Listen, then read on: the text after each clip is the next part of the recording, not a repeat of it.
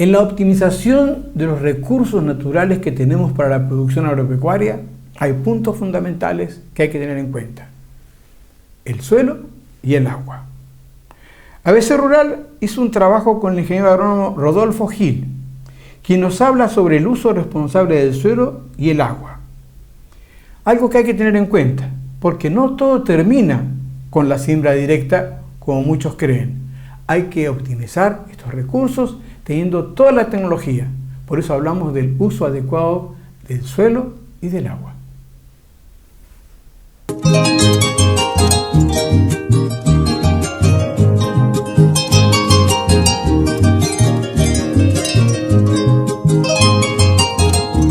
La charla versó sobre el manejo responsable para alcanzar una agricultura sustentable. El punto de partida es tratar de entender y hacer lo que hace la naturaleza. Nosotros estamos en una zona con un régimen climático muy variable en todo el territorio paraguayo, igual que en la Argentina, y eso hace de que nosotros, el punto de partida sea entender cómo funciona ese ambiente climático, y por otro lado también tenemos una variabilidad de suelo, y hay que conjugar las dos cosas para después dejar las recetas de lado y armar una estrategia que nos permita construir esa agricultura sustentable a través de un manejo responsable. Y eso básicamente se funda en tratar de utilizar la mayor cantidad de agua posible, que es lo que a nosotros nos permite secuestrar carbono. Eso es lo que hace la naturaleza. En nuestro caso, secuestramos carbono para construir una antena verde, que es la planta del cultivo, que luego se transforma en grano.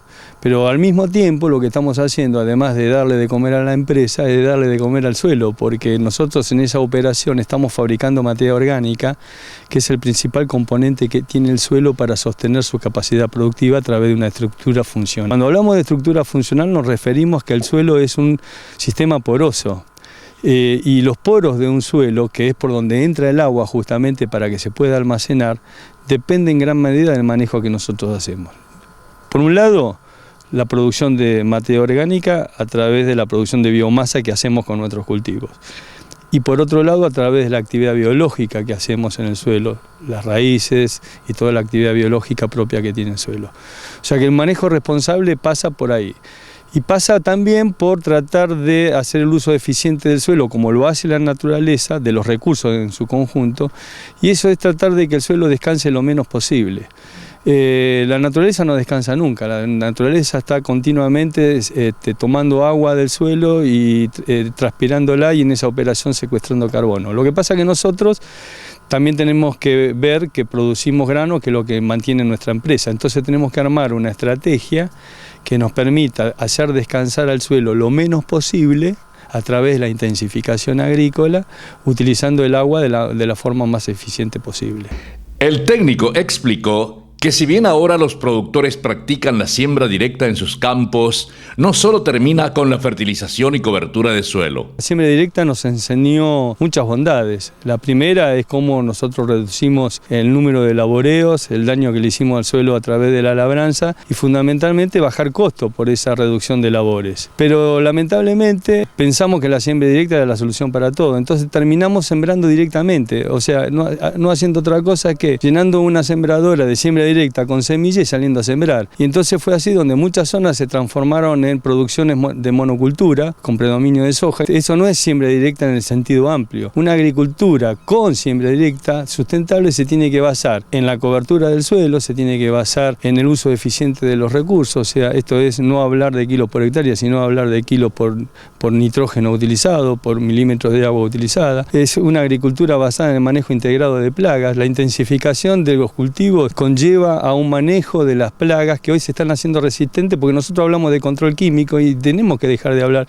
El control químico es cuando llegamos tarde. Nosotros tenemos que evitar que la maleza se instale como resistente antes, y eso lo logramos con un manejo intensivo agrícola bien hecho. Tenemos que hablar de una agricultura no contaminante, tenemos que hablar de una cultura que nos evite la salinización, de una agricultura que nos permita llevarla adelante a través de una nutrición balanceada, y en eso también no es cuestión cuestión de fertilizar, sino agregar los fertilizantes que me están faltando a partir de un análisis químico que yo tengo que hacer del suelo antes de sembrar. Y además no nos olvidemos que cuando nosotros hacemos, por ejemplo, un cultivo de cobertura, no estamos dejando solamente carbono, estamos dejando un residuo que está cargado con nutrientes que utilizó, cargado de fósforo, de nitrógeno, además de carbono y otros elementos. Entonces todos esos residuos se transforman en un fertilizante de liberación lenta que tengo que tener en cuenta. Por lo tanto, cuando nosotros fertilizamos en un manejo responsable, no tengo que fertilizar o nutrir el cultivo que voy a cosechar exclusivamente, sino que tengo que pensar en cómo voy a nutrir el sistema. Actualmente en la zona del Chaco paraguayo, los que están desarrollando cultivos prácticamente están logrando solo un cultivo al año.